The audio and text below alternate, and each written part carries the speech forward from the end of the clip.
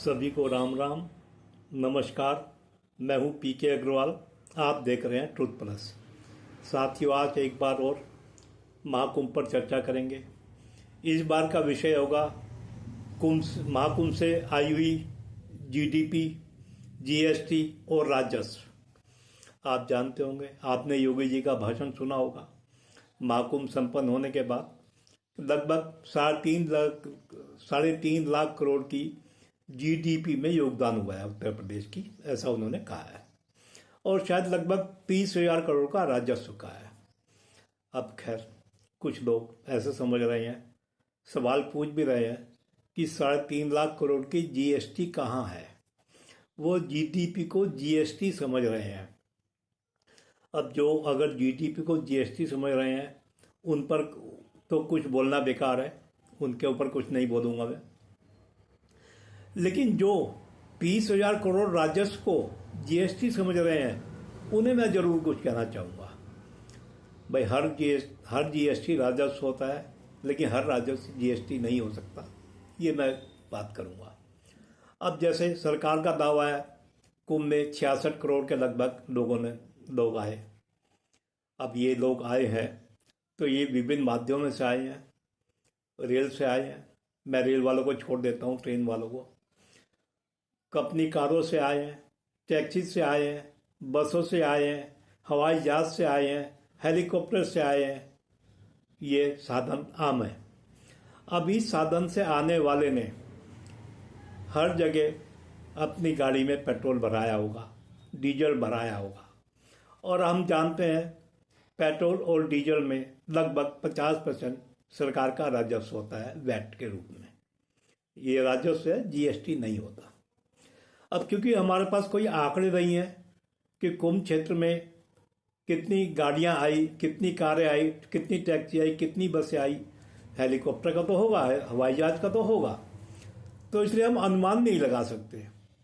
मैंने ऐसे भी सुना है कि जब रश ज़्यादा हो गया तो गाड़ियों को इलाहाबाद, प्रयागराज में प्रवेश नहीं करने दिया गया, आसपास के जिलों में, क्षेत्रों में रोक दिया गया। निश्चित रूप से वो भी आंकड़ों में आना मुश्किल है। इसके अलावा जब आदमी घर से निकलता है, चाहे वो किसी माध्यम में जाए, घर से लेके उस माध्यम तक वो ऑटो में किसी ना किसी रूप में जाएगा ही जाएगा। तो ये पेट्रोल में जो भी सरकार को राजस्व मिला होगा, इसका अनुमान लगाना थोड़ा कठिन है। मिला तो होगा, अलग से सरकार का भी बताएगी, वो अलग बात है। ये तो हो गया पेट्रोल से मिलने वाला राजस्व, जो जीएसटी नाम नहीं होता लेकिन राजस्व होता है।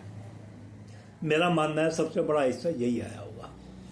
अब इसके अतिरिक्त दूसरा है, अब जो अपनी कारों से गए, टैक्सी से गए, बसों से गए, उन्होंने रास्ते में खाया पिया भी होगा, इसमें कोई संदेह नहीं। अब खाया पिया होगा। अब जो ऐसा भी हो सकता है, जिन लोगों ने ऑनलाइन पेमेंट किया होगा, ऑनलाइन तो कोई छुपा नहीं सकता, कैश पेमेंट चाहे वो दिखाए ना दिखाए वो अलग बात है, तो उनकी आय बड़ी होगी। और उनमें कुछ जीएसटी वाले भी होंगे, वो भी सरकार को राजस्व मिलेगा ही। वो भले ही कुंभ क्षेत्र में ना हो, लेकिन कुंभ के कारण है, ये मानना पड़ेगा। अब एक जीएसटी होता है होटलों वगैरह से। प्रयागराज में भी होटल, धर्मशाला, रेस्टोरेंट होंगे। अब वहाँ जीएसटी में ज़्यादा फर्क नहीं पड़ने वाला, कारण वो पहले भी चढ़ते रहे होंगे। फ़र्क इतना पड़ा होगा, पहले वो कमरे 2 या 3 हज़ार में मिलते होंगे, सस्ते मिलते होंगे, अब थोड़े महंगे मिल रहे होंगे, यानी जीएसटी में सामान्य वृद्धि वहाँ हुई होगी। तो वो कोई बहुत बड़ी वृद्धि नहीं है। अब बात चले, आज लगे हाथ बात करते हैं नाव वालों की। बात चल रही है, एक नाव वाले नाविक परिवार ने 30 करोड़ कमाए। मैं कुछ डाटा पढ़ रहा था, उसके पास 130 नावें हैं, लगभग 500-600 नाविक हैं। अब आप बताएं, अगर एक नाव 24 घंटे चलेगी तो निश्चित रूप से एक नाविक तो नहीं होगा ना, 3-4 नाविक होंगे इसके पीछे।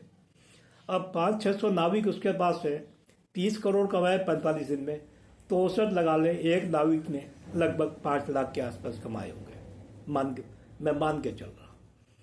अब 5 लाख वाला नाविक जीएसटी में तो आएगा नहीं। लोग कह रहे हैं टैक्स कहाँ गया। आजकल तो ये भी होता है, दुकानदार होता है, टैक्स बचाने के लिए कुछ काम तो पहले भी करते थे, अपनी आय को दो हिस्सों में विभाजित कर देते थे, अपने या पत्नी के या घर में किसी और के नाम से। अब आजकल जीएसटी बचाने के लिए भी अपने व्यापार को विभाजित कर देते हैं, दो दो यूपीआई होते हैं।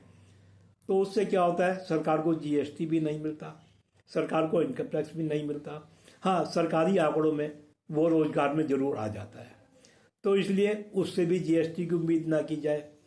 अब एक अंतिम चीज, अब जैसे कुंभ मेला प्राधिकरण या जो भी ये समिति है, उसने अपने भूखंड आवंटित किए होंगे विभिन्न कामों के लिए।